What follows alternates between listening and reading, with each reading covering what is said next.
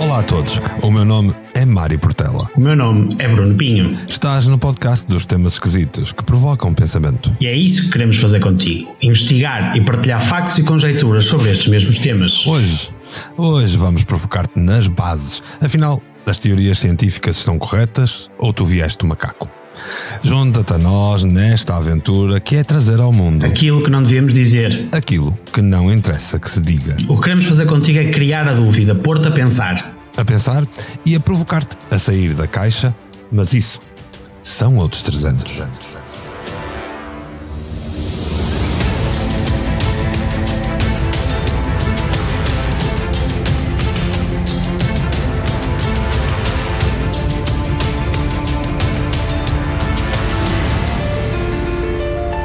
Bruno Pinho e Mário Portela falam sobre tudo, mas isso são outros 300.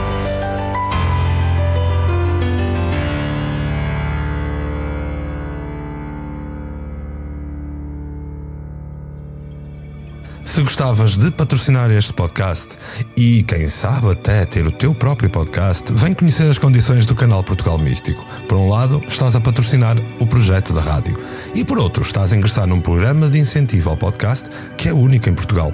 Contacta-me. Bem, no seguimento do que falamos no último podcast, trazemos-te mais um pedaço de história. Mais um passo para a verdadeira questão. Será verdade a história que nos contaram sobre a evolução humana? A verdade é que qualquer um de nós é exposto a teorias científicas como factos. De acordo com os entendidos mainstream, a teoria científica difere da teoria comum, já que contém em si mesma conceitos científicos que a estruturam. Assim, somos levados a acreditar que as teorias científicas são uma explicação plausível, uma explicação provável. Só que não. Há teorias em que damos como óbvias e certas, ninguém questiona. A teoria da gravidade, por exemplo. Era um miminho se a teoria da gravidade não fosse real, porque já estávamos todos aí a boiar. Só que a teoria da gravidade mantém-se como uma teoria nos dias de hoje, mas ela foi alterada ao longo dos tempos. Começou em primeiro com Newton, mas foi desmontada mais tarde, refeita até pelo próprio do Einstein, o Senhor dos Cabelos no Ar.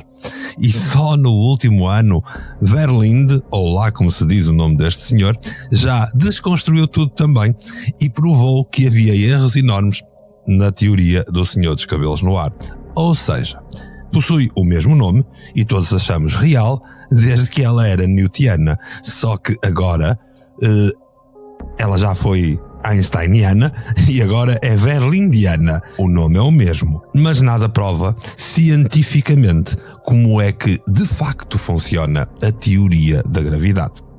E isto aplica-se a todas as teorias científicas, mesmo a outras que são ensinadas na escola e que se faz um certo papel de parvo se andarmos aí a tentar negá-las. Como eu e tu, Bruno, fizemos no último, quando deixamos assim no ar a estapafurdice de dizer que a teoria de vir do macaco era treta. Ou vamos dizer o nome dela: Teoria da Evolução das Espécies. Ou mais especificamente, Teoria da Evolução Humana. Mas para falarmos da teoria da evolução humana, precisamos perceber o que é que está por trás de tudo o que aprendemos até hoje, nos nossos livros, na escola. A minha pergunta é: teorias científicas são factos? 2 mais 2 são 4. Isto é um facto científico. Facto científico. Uma teoria é outra coisa.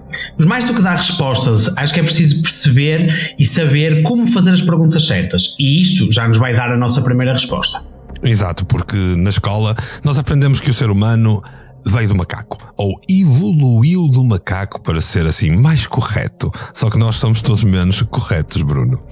Tudo aquilo que existe nasceu de uma série de organismos unicelulares que de alguma forma evoluíram numa espécie de sobrevivência do mais forte até o mais apto se tornar aquilo que nós hoje conhecemos como o fim de linha de um determinado ramo da árvore de evolução.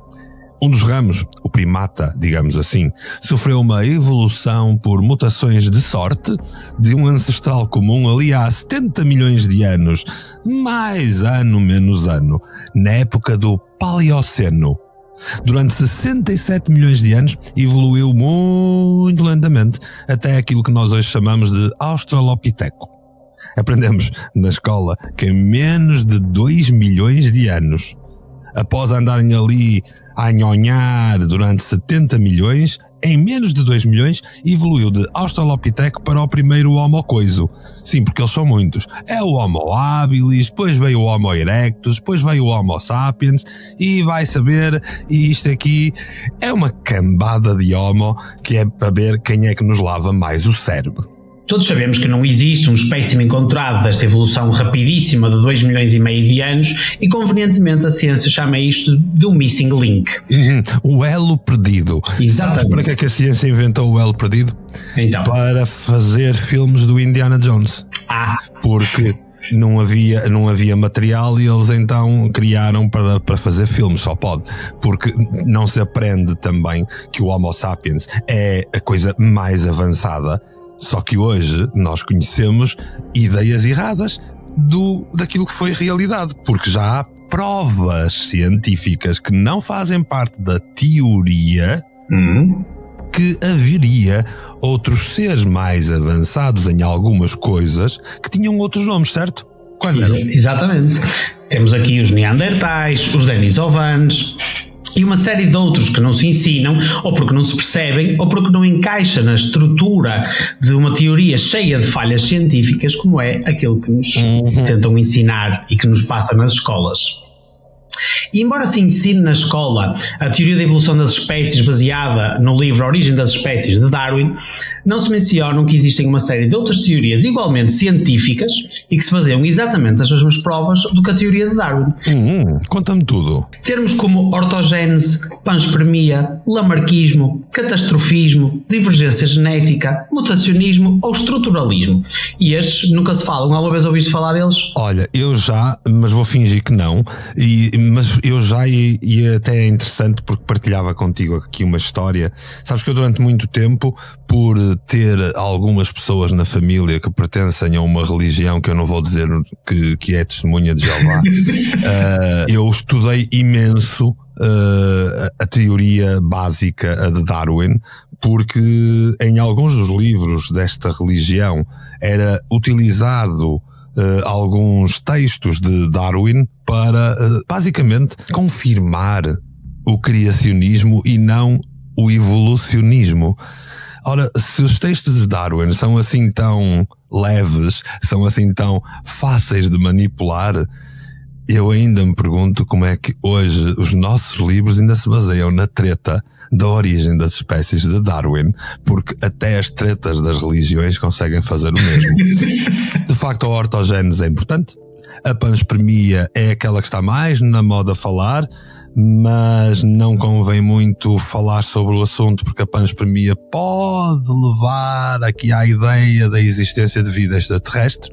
O lamarquismo, o catastrofismo que tu falavas e outros ismos mais esquisitos, todos eles são teorias que negam ou compõem ou completam a teoria da evolução das espécies. Ou seja, há imensas teorias científicas que negam a teoria científica ensinada na escola. Isto é estranho. No mínimo estranho. E o mais estranho é que nós não somos uns génios que apareceram em 2023 a falar sobre isto, não é? Nós sabemos que nas antigas civilizações, tal como nós falamos nos 2 últimos episódios, já falavam exatamente sobre isto, falam em detalhe.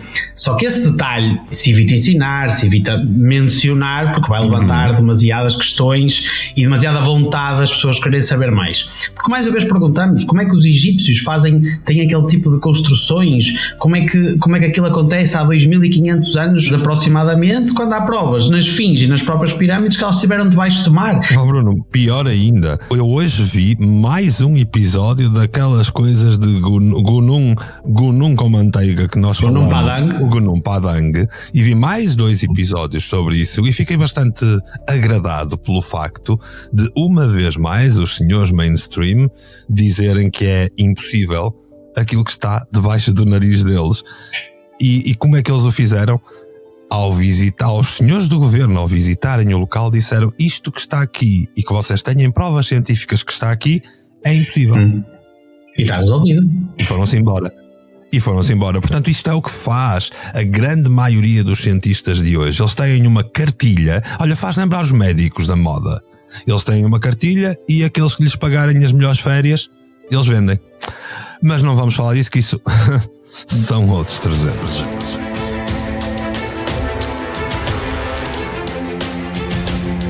Então, o que é que tudo isto que nós estamos para aqui a inventar tem a ver com o tema de hoje, Mário? Olha, tem tudo a ver. Nós falamos de sumérios, nós falamos de egípcios, podíamos estar aqui a falar de gregos, romanos, minoicos, goidélicos, milesianos e uma série de outras civilizações que eram dadas como bárbaras, que nada sabiam fazer e fizeram coisas, muitas delas bem mais interessantes do que a macacada que nós andamos a fazer nos dias de hoje. Mas olha, na verdade eu comecei a puxar a ideia das teorias científicas porque nós hoje vamos entrar em mais coisas da conspiração. Se as teorias da conspiração são chamadas teorias, e as teorias científicas são também teorias, qual de nós vem, olha, o que nunca pecou que atira pedra. A ideia foi mostrar que pouco ou nada se conhece da história e o pouco que afirmamos nem sequer provas temos. Baseamos-nos sempre apenas naquilo que é útil da história que escreveu quem ganhou a guerra. Imagina falar de Lemúria, Atlântida, ou então outras civilizações mitológicas, não sublinhando mitológicas, porque elas são mitológicas para quem as quer considerar mitológicas. Elas são partes de filme de Hollywood, mas isso também o elo perdido ou o missing link dos 2 milhões de anos da evolução da macacada, certo? Então quer dizer que há 250 anos nós temos um ensino que nos está a ensinar o que lhes apetece e não acompanha as evoluções da própria ciência. Podemos nos basear nas provas circunstanciais, podemos nos basear em teorias, podemos nos basear naquilo que quisermos. Mas, Bruno, vamos aqui focar estas coisas mais fofinhas, que é mais os nossos 300 de hoje, Lemúrias, Atlântidas e isso? Sim, exatamente. Vamos começar, vamos pegar no que cada um deles, do que estes 3 que tu falaste agora principalmente, nos trouxeram e nos disseram. Nós conhecemos os locais, conhecemos os detalhes e as vidas dos reis e do povo da Suméria, graças às traduções, os muitos escritos que eles nos deixaram, como falamos no último podcast. Mas esconde-se que nos mesmos escritos se falam de reis que duraram mais de 3.000 anos a reinar. Eles é que viviam. Exatamente. Eles é que viviam a vida. Outras histórias das visitas dos deuses que vieram de cima e em como eles nos contavam que esta era a 3ª vez que os humanos prosperavam no planeta e como é que isso aconteceu. Em filosofia e outras disciplinas mais teóricas, ensinam-se mitologias e pensamentos gregos e romanos e usam-se essas mesmas obras para ensinar como eles viviam e o que faziam. São obras respeitadas pela história e pela ciência, mas de onde só tiramos aquilo que nos interessa. Pois. Tens como exemplos importantíssimos como Platão, Diodoro, Heródoto, Heráclito, Pitágoras, Virgílio e mais os outros ílios que lá trabalhavam. Mais recentemente Freud, Riddle, Einstein e Carl Jung. Todos falavam nas suas obras das antigas civilizações, as civilizações idas. Uns falavam da Atlântida, outros falavam da Lemúria, outros falavam da Agartha e até da Hiperbórea, Mário. São civilizações estas que na sua maioria são chamadas de antediluvianas ou pré-dilúvio. Mas então, que civilizações são estas e o que é que nós efetivamente, além da Suméria, que já abordamos um pouco, o que é que nós sabemos efetivamente sobre elas? Olha, na verdade, sabe-se mesmo muito ao contrário daquilo que as pessoas pensam. Quando se fala da Atlântida, sem dúvida nenhuma, vamos novamente cair no Indiana Jones. É sempre importante dizer que há mesmo muita coisa sobre isto. Mas na grande maioria são conhecimentos de teor esotérico, ou seja, conhecimentos que estão guardados da visão, que estão guardados do conhecimento geral, do conhecimento do público. Quando falamos disto, podemos pensar na maior divulgadora deste género de coisas, foi Helena Blavatsky, quando criou a Sociedade Teosófica. Mas, olha, podíamos fazer assim. Hoje falávamos das 3 principais, para provocar aqui uma curiosidade do lado dos ouvintes. E eles de certeza que ouviram falar da Atlântida, mas não ouviram falar da Hiperbórea, se calhar. Portanto, eu irei começar a falar da Hiperbórea. A Hiperbórea foi incluída na mitologia greco-romana e, de acordo com os historiadores de renome, a Hiperbórea era uma espécie de ilha gigante que ficaria muito a norte da Europa. O nome, na verdade, Hiperbórea, não é necessariamente o nome que aquele local tivesse. É o nome que os autores se foram referindo a este sítio porque ele ficava entre gelos, além bóreas, ou seja, o vento do norte que afeta as auroras boreais.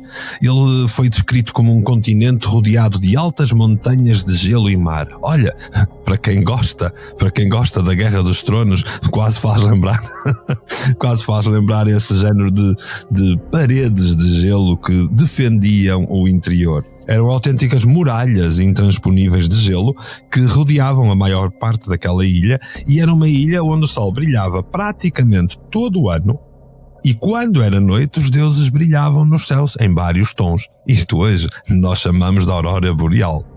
Faz-me mais sentido ser chamado de aurora boreal também. Sim, lá está. Sabes que eles também falavam dos habitantes. Diziam que os habitantes eram muito altos. Onde é que a gente já ouviu isto? Diziam que os habitantes eram muito altos, a cerca de 3 metros, muito pálidos, e que fazia lembrar ter sangue azul. Isto porque se viam as veias. Curioso que os descendentes destes hiperbóreos foram sempre considerados como especiais. E muito mais tarde, e ainda hoje se diz, que os especiais são de sangue azul. Coincidências. Tudo coincidências. Olha, também falavam muito deles serem louros e ruivos e de olhos muito claros, mas se calhar é melhor não falarmos disso, caso contrário ainda nos vão desincluir e cancelar. A verdade é que Jesus tinha olhos claros, Buda tinha olhos claros, Krishna tinha olhos claros, Todd tinha olhos claros e toda a gente tinha olhos claros, mas vai saber, é melhor não, porque nós estamos a ser não inclusivos. Seguindo em frente. Sim, essas tradições são mencionadas pelos gregos Heródoto, Diodoro, os romanos Virgílio e Plínio. Eles contam coisas como a soberba inteligência e a capacidade de se mover muito rápido em carroças, só que sem cavalos. Deviam ser carros já. Nós temos dessas, eu tenho uma dessas, por acaso está a precisar de ir para arranjar, mas eu tenho uma dessas, é uma carroça sem cavalos. Ela até é capaz de ter muitos cavalos, mas é dentro do motor. Exatamente. E às vezes tenham a conduzir. Aparentemente era como eles andavam naquela altura, ou era como eles eram descritos. E segundo os escritos e as compilações de mitos de outras partes do mundo, nomeadamente o folclore irlandês, que chamam os hiperbóreos o povo da deusa, que é Tuatha Dé Danann. E a certa altura muitos cataclismos se deram que tornaram a zona inabitável. Isto explica-se e defende-se hoje em dia como a mudança dos polos, as alterações do movimento do sol e grandes inundações de tsunamis. Olha, sabes que falaste aí de Tuatha Dé Danann e isso faz-me lembrar um dos livros que eu escrevi que se baseia imenso neste lado dos goidélicos, e de facto sabes que há uma história muito interessante. Os Tuatha Dé Danann, o povo da deusa, como isto quer dizer em goidélico, são descritos pelos irlandeses antigos, que não são celtas, embora as pessoas confundam tudo, são goidélicos. É um tipo, vamos dizer, cultural completamente diferente, e os goidélicos descreviam que os seus deuses, ou os seus especiais Tuatha Dé Danann, o povo da deusa, chegaram em nuvens. Sim, chegaram em nuvens cinzentas que aterraram, vamos dizer assim, perto do mar, naquilo que nós hoje chamamos Irlanda, a fugir de um cataclismo que tinha acontecido em terras do norte. Ora, toda a gente sabe que a norte da Irlanda pouco há para mostrar, certo? Bem, a verdade é que quando eles chegaram, e isto é o que nós sabemos, os sobreviventes dispersaram-se pelo norte da Europa, e se de um lado na Irlanda se tornaram nas histórias de druidas, nas histórias de goidélicos, se por outro lado ali pela Inglaterra de hoje ou pela Escócia de hoje se tornaram os celtas, noutros sítios deram origem a outras ramificações que, em geral, são apelidadas de arianas. Mais tarde extremamente procuradas pelos nazis, que deve ser uma coincidência. Claro. Certeza absoluta que isso seria coincidência. Mas não vamos já aos nazis, sabemos de lá chegar. Não vamos. Temos tantos episódios preparados para depois falar deles. Exatamente. Agora falemos então da Atlântida. O que era Atlântida? O nome Atlântida é dado por Platão nos seus escritos e histórias. Segundo ele, além das colunas de Hércules, que é o nome dado ao Estreito de Gibraltar, viveriam numa grande ilha circular, aqueles a que chama de Atlantes, e porque viviam nos mares da Atlântida, o que hoje nós chamamos de Oceano Atlântico. Portanto, mais um que...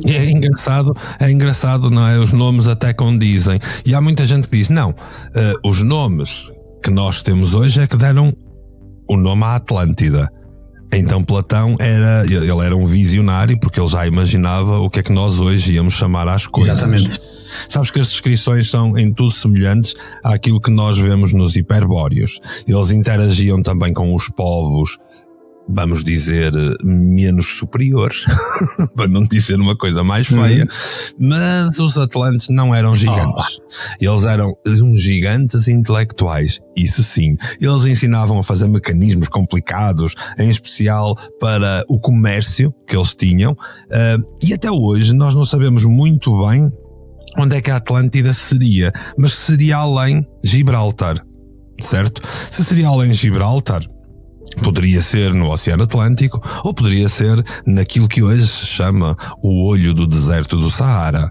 Mas isso nós vamos deixar para as vossas investigações. Isto foi tudo muito bonito, até que durante a era das explosões teria sido destruída mais uma vez por tsunamis, por cataclismos gigantes, etc. Até porque existe um super vulcão no Vesúvio que pode ter estragado aqui a brincadeira a toda a gente. Sim, adiante com o Vesúvio.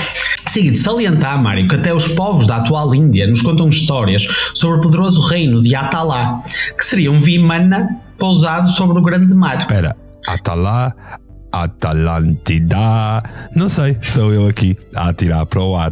Sabes que há mais exemplos.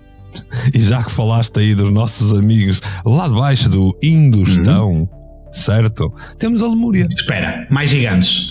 Pois, mais estavas à espera. Isto aqui não é feito de coisas esquisitas. A nossa história é ou não é simples para o mainstream e complicada para quem quiser sair dele. É o que é. A Índia Antiga deixou-nos um fortíssimo legado escrito onde nós hoje chamamos mitologia. Mas mitologia simplesmente porque nós não sabemos explicar como é que eles tinham coisas tão interessantes escritas nos seus Vedas, Atar Veda, Ayurveda, uma série de Vedas que falam de coisas como aerodinamismo. Sim, porque era extremamente importante naquela altura perceber de aerodinamismo, ou então perceber de biologia e anatomia humana, ou mais do que isso, saber fazer mercúrio líquido. Coisas que estão escritas nos Vedas e que, pensando bem, fazia todo sentido eles saberem. Sim, havia de ser super útil na vida deles, além dos machados de pedra e dos seus utensílios básicos, mercúrio líquido. Sabes que este povo falava da terra da Lemúria. Na verdade eles chamavam àquela terra a terra de Mu. Também há registros em que lhe chamam a terra de Gondwana. Era um local que ficava a algures ao sul daquilo que nós hoje conhecemos como Índia. Segundo os Vedas, a língua de Mu, ou a escrita de Mu, é a fonte de todos os idiomas do mundo civilizado de hoje. Isto é dizer que a civilização de Mu foi então a mãe das civilizações humanas. Seriam eles muito altos? Eram 4 metros. Já são mais altos que os hiperbóreos. Agora pensa, e que mais coisas eles tinham engraçadas? Cabeças oblongas. Ou seja, tinham uns cabeções. Tinham uma coisa oblonga. Tinham uma pele amarela escura e eram muito independentes. Aliás, por toda esta descrição, como deves imaginar, uma raça completamente diferente daquilo que nós falámos antes dos hiperbóreos. Sim, é uma raça completamente distinta e não tem mais nada escrito. Pois só que tem. Acata histórias registadas no Tibete sobre a influência e os ensinamentos que são na verdade semelhantes ao descrito por mais tarde por civilizações como os astecas, os maias ou os incas. E o mais incrível é que da terra de Mu há muitos estudos científicos que aliás viriam a batizar o local de Lemúria. No século XIX, quando a teoria da evolução de Darwin estava a tomar de assalto o mundo, muitos zoologistas viajaram por todo o lado curiosos para acreditar ou desacreditar o próprio do Darwin. E é assim que a ciência deve ser, devemos procurar efetivamente aquilo que acredita ou desacredita para conseguir prová-lo. Questionar sempre. Exatamente, que é aquilo que nós tentamos fazer. E um deles notou que existiam provas geológicas de um dia ter existido uma terra habitável que ligaria Madagascar ao sul da Índia e daí até às ilhas da Indonésia. E a prova seria que estes seriam os únicos locais do mundo onde existiriam lemurianos. Então, afinal, tanto não sabemos onde é que seria a Lemúria que se calhar até sabemos. Nunca te perguntaste porque é que alguns dos primatas da zona foram apelidados de lémures? O que é curioso é que anos depois, quando a teoria da evolução se vê com dificuldades em se afirmar como um facto, Ernst Haeckel, um biólogo alemão, pega nesta ideia da terra mitológica da Lemúria e prova que há factos circunstanciais que, sem dúvida nenhuma, vão explicar ao mundo que este missing link poderia ser a maneira de ligar à macacada, só que andamos todos aqui baseados numa explicação para tapar um buraco de uma teoria comprovadamente errada e andamos aqui a acreditar que isto é que é a verdade. Portanto, Bruno, fazer aqui um resumo da coisa. Nós falamos de Atlântida, nós falamos de Lemúria, nós falamos de Hiperbórea. Tu acreditas que isso existiu? Eu acredito que isso existiu. Se tenho factos, se tenho provas de que isso existiu, tenho tantos como a teoria da evolução. Exatamente. E mais, temos pelo menos algumas questões que a ciência não quis questionar. E se a ciência não quer questionar, a minha pergunta que fica no ar é então o que é que não interessa à ciência saber? O que é que não interessa descobrir? Ou porquê é que não interessa? Porquê é que as tais, por exemplo, as tais cabeças oblongas que nós víamos nos lemurianos estão presentes no Peru, estão presentes na Austrália, estão presentes na Mongólia e estão presentes um pouco por todo o mundo, em imensas tumbas, em imensas coisas de gente importante. Então, quer dizer que a gente importante era os cabeçudos? Só espero que não sejam os cabeçudos de Amarante, porque esses são bem mais divertidos e certamente faziam as delícias das pessoas se assim fosse, porque estes, da maneira como aparecem, não fizeram delícias nenhumas. Olha para os egípcios, também eles representados sempre com uma cabeça oblonga, mas o que é que diz a ciência? Eram chapéus. Certíssimo, certeza absoluta. Sacar os chapéus neles e chapéus nos outros todos ao mesmo tempo. Adorava os chapéus. Sabes o que é que eu tenho a dizer a estas teorias científicas? É que de facto 2 mais 2 são 4. E teoria será sempre uma teoria. Mário, acho então que com isto concluímos que sabemos então muito pouco da nossa história, de onde viemos e como é que chegamos aqui. Concluímos ainda que somos expertos em ignorar partes da nossa própria história, em não a querer investigar e a acreditar de forma cega em qualquer coisa que chega a nós. E é exatamente por isto que fazemos este episódio. Aliás, é por isso que fazemos este mesmo podcast, para trazer outras possibilidades, levantar outras perguntas, abrir outras portas. Como se diz, o saber não ocupa lugar. E não tens que destruir o que tinhas na cabeça sobre este tema. Podes abrir mais uma porta, connosco, e explorar-se a partir daí. Sim, e na verdade, o mais importante disto tudo é, se calhar, nós somos apenas exagerados, irónicos, sarcásticos, que estão simplesmente a chutar coisas para o ar que nem acreditamos. A questão é, eu não acredito em nada, porque ou 2 mais 2 são 4, ou então são outros 300. E na verdade, se tu aguentaste este churrilho de ironia, este churrilho de sarcasmo meu e do Bruno, a única coisa que eu tenho a dizer é agradecer-te por estares aí e afirmar, tens muita coragem. Agora sabes o que tens a fazer? Partilha com os teus amigos. Diz a muitos amigos que tens 2 loucos que gostaste muito de ouvir. Isso. Mas não seja porque somos muito engraçados. Mas não seja por isto. Partilha, manda-nos o teu like, segue a nossa página. Nós precisamos de ti para que isto continue a desenvolver. Exatamente. E podes contactar-nos onde? Em outros300 @Portugal Místico. teoriacientifica.com. Vai nos encontrar lá e nós vamos nos encontrar na próxima semana para te falarmos de temas ainda mais loucos, ainda mais provocadores. Só que isso são outros 300.